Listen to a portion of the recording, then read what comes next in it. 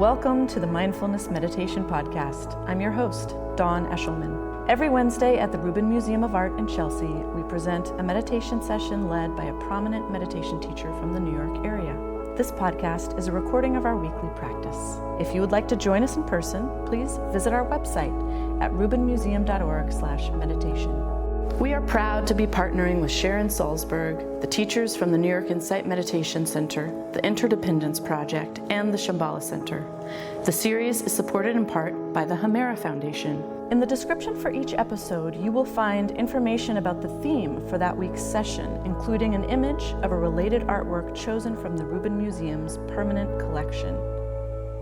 And now, please enjoy your practice. Good afternoon, everybody. Hi, welcome to the Rubin and to our weekly mindfulness meditation practice. My name is Dawn Eshelman. We are talking about community this month, and that is certainly something that we experience here together in our weekly practice. And thank you for that. I experience it too with you, and I appreciate it. We are looking today at a stupa. This is a relatively small stupa that is located in our galleries, just a couple of feet tall. But of course, stupa can range in size from teeny tiny to really many stories high. They can be a monument and a landmark and are often the focal point of a pilgrimage or a destination, spiritual destination. And often, when people travel to a stupa, they will circumambulate around it as a form of worship and a form of accumulating merit. And that is, for us, a kind of symbol of community. This is a kind of an anchor point that community can gather around. And that action of circumambulating is also, can be a kind of social activity as well. So a stupa is originally, even predating the Buddha, a type of marker for a burial ground. And then when the Buddha passed away, according to legend, 8 great princes divided his ashes, with each creating a stupa in their own kingdom. And then during the 3rd century BCE, the great Indian king Ashoka took the contents of those 8 stupas and spread them across 80,000 stupas. And so this became a symbol for disseminating teaching of the Buddha, but also kind of symbolizes this global community. And I can't help but, with that in mind, give a nod to Climate Week, which is this week. And just in the same way that a community comes together to create and build a stupa or to take care of it, we can think of the earth in that same way. That's something that we're all working to take care of. And finally, with that in mind, a note that climate change has caused severe seasonal droughts for the Ladakh community in the Himalayan region. However, they have combated these challenges by engineering what are called ice stupas, which ultimately store their water until spring when the stupa melts. And this provides much needed water to the surrounding land. So Sharon Salzberg is our teacher today. Always delighted to have her back. And you know by now, most of you, that she's the co-founder of the Insight Meditation Society in Barre, Massachusetts. She has been studying and teaching for over 45 years, and she's the author of many fabulous books, including her most recent, Real Love. Please welcome her back, Sharon Salzberg.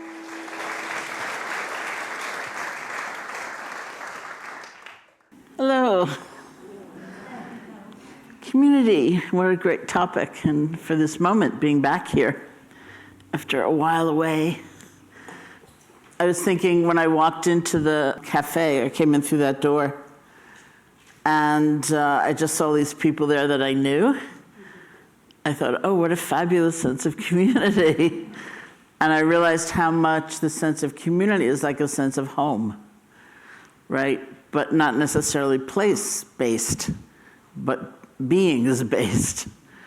I think that's very much the sense of like, oh, I'm home. So what does being home feel like to us? It feels the place where we don't have to pretend or we don't have to put on an act. We feel freer. We feel more relaxed. We feel at ease. We have ease of heart. We allow ourselves maybe to be vulnerable because we don't have to act out a role in some way, in this ideal sense of home. It's so comfortable to be home. And here we are, looking at how to forge a home, certainly within ourselves, through various practices and with one another. I'm sure since those of you who come very often to these sessions, I would imagine someone else has quoted the Buddha in talking to Ananda. It's a very often used quote where Ananda is this figure in Buddhist literature in the text who's sort of like, he's like the straight man, you know?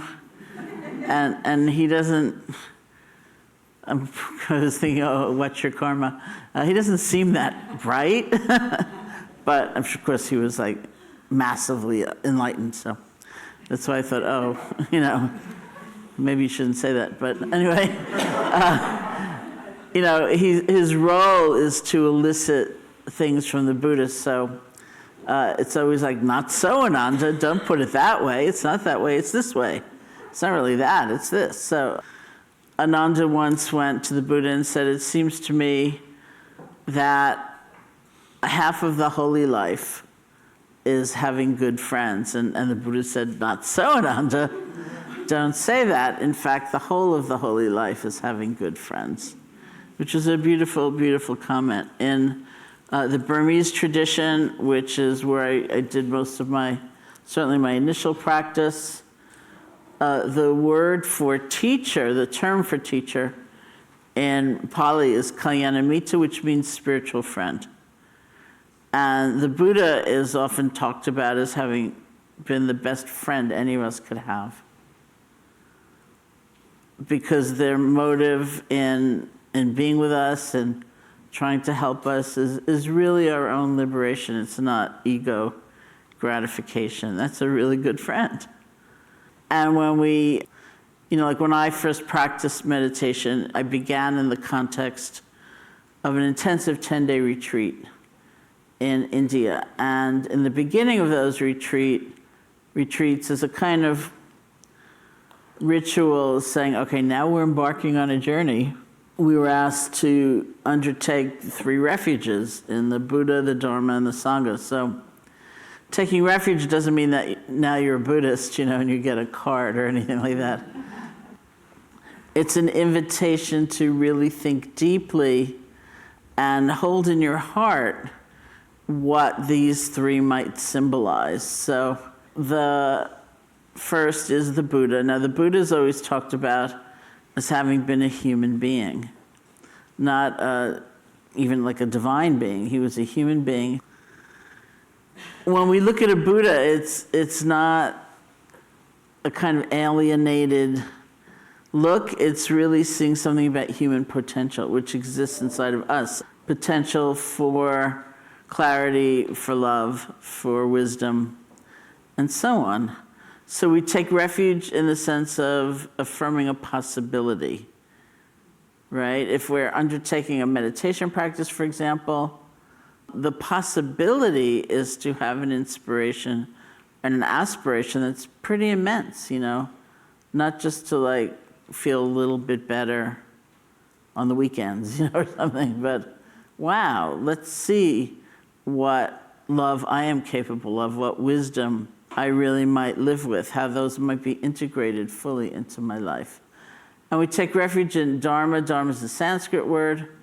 It basically means the path or the way. It's not like taking refuge in the sense of taking a vow of allegiance to a doctrine or something like that, but it's really undertaking a journey.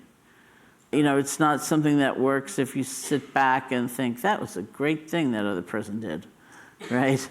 It's a journey. It means putting yourself out there, you know, experimenting, really taking a look to see what your own experience is and using the guidelines that do exist. There is a path.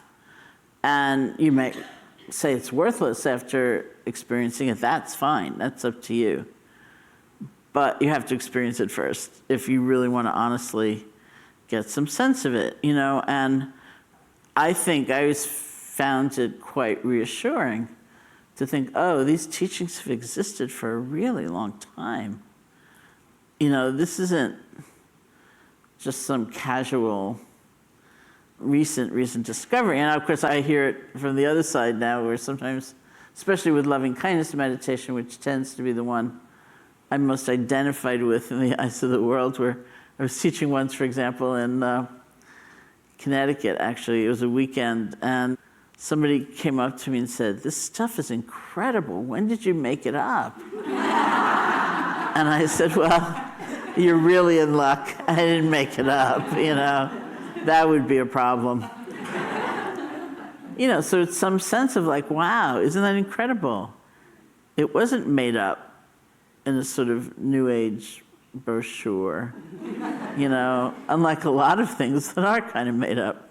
I was just sort of talking the other day, somehow I was saying to somebody, with this group of people that I began long ago with, I don't know, many books ago, I began seeing myself described in a lot of places as one of America's most beloved spiritual teachers or meditation teachers. And I got really excited. And I thought, did they do a survey? What a sweet thing, And then I asked the person who was my publisher at the time, I said, how'd they find out? And he said, I made it up. I said, okay, that's made up. The practice is not made up, so that should be reassuring. And then the third refuge is Sangha, S-A-N-G-H-A. In Pali, it means community. So here we are. It means community in a lot of different senses. Community in the sense that there have been beings who have walked on this path or other paths, who have, through their own dedication and their courage, been willing to be unconventional and not just to take easy answers for where happiness is to be found. And they have forged ahead, and so can we. It's almost like this sense of entering this stream of people who are explorers, who are that bold, and they too are human beings like we are, with strengths and weaknesses and all of that. And so we have the opportunity to get a sense of fellowship, even in that more abstract way, to understand that this is within human potential. People have done this, not just the solitary figure of the Buddha, or the singular figure of the Buddha, but beings have done this and have lived very different kinds of lives as a result. And let's check this out. Let's see what that might mean for me. And then it also means community in this sense. We gather together. We practice together. We find we're not the only ones with certain kinds of challenges. And that's also reassuring. I remember that first retreat I did, my own first retreat, was in India, in this town, Bodh Gaya, bless you, which is the town that's grown up around the descendant of the tree they say the Buddha was sitting under when he became enlightened. And the place we were, the place the retreat was held, was this kind of like Burmese temple, which was a little bit down the road outside of town. And the men all slept on the roof under a tent. The women all slept in the corridor surrounding the meditation hall. There was sort of like, there were different doors into the hall. And so it was like a square, and we all slept on the floor. That's just how it was. And so for some reason, Goenka, S.N. Goenka, who was the teacher of that retreat, decided one day after lunch he was going to go around to where everyone was staying and ask them how their meditation was going. So I could hear him approaching, and asking, all these different people, and I had just been through this bout of incredible sleepiness, just so much sleepiness, and I was really embarrassed. I didn't want to tell him, but he was getting closer. And then, fortunately, the person next to me, right next to me, who's still a very good friend of mine, when he asked her, she said, "I'm so sleepy." And I thought, great. Now I'm going to get the advice, and I don't have to disclose it, maybe. So then I waited. I thought, oh, this is so exciting. He's going to give her a special mantra or some extraordinary esoteric thing. And then he said, "Perhaps you should go throw some cold water on your face." And I thought, really? But just to know that I'm not the only one. This is something that happens. Here we are. Became the path for a lot of compassion. In some ways, we can be so much harsher with ourselves than with others, but when you imagine, well, it's not just me. How would I speak to this friend who keeps falling asleep? Or this other person who keeps falling asleep? I would be a lot nicer to them, and then we can start there and then bring it inside. To know we all have these challenges that we're all trying, and that it's not easy to step away from conventional values, for example, and to think, I want to explore different kinds of happiness. And what joy to find out we're not the only one, Here we are, and we can really, even in silence, support one another tremendously. So why don't we sit together?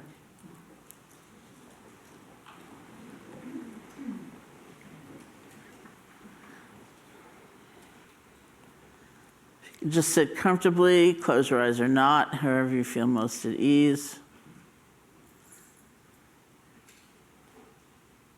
You can find the place where your breath is strongest for you, clearest for you. Bring your attention to that place and just rest. And see if you can feel one breath.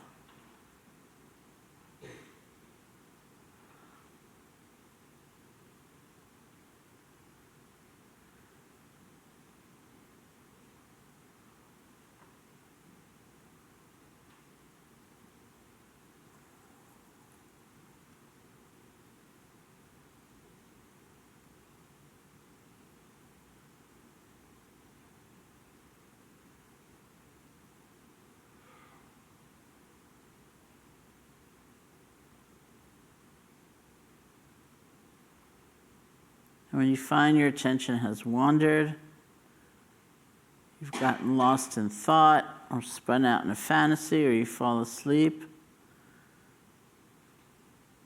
just take a moment and look at how you speak to yourself in that moment. And if you find that voice is pretty punitive, you failed, you're terrible, everyone else is doing better than you, or something like that.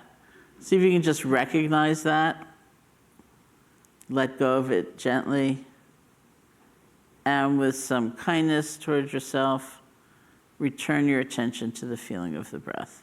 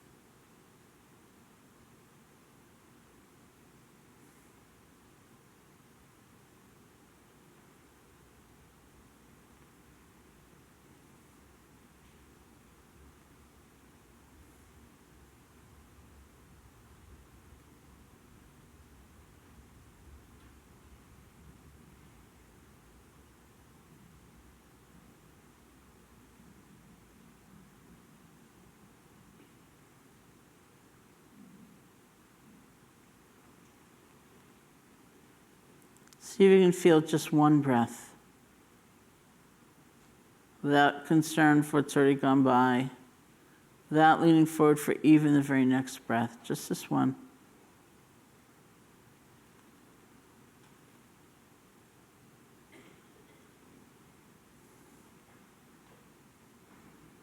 And if your attention wanders, truly, it's okay. That's just the conditioned nature of our minds. The most important moment is after your attention has wandered.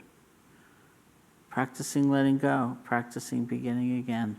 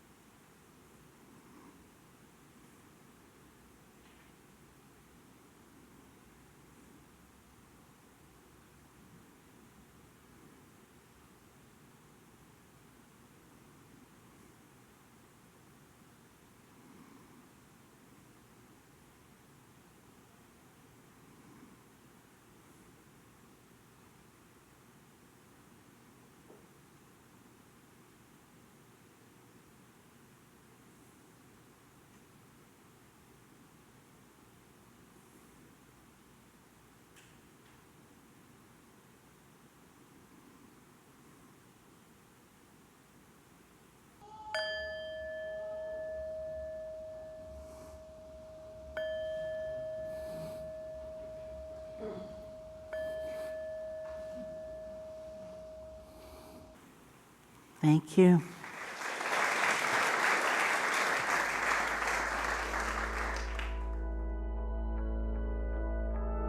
That concludes this week's practice. If you'd like to attend in person, please check out our website, rubinmuseum.org/meditation, to learn more. Sessions are free to Rubin Museum members, just one of the many benefits of membership. Thank you for listening. Have a mindful day.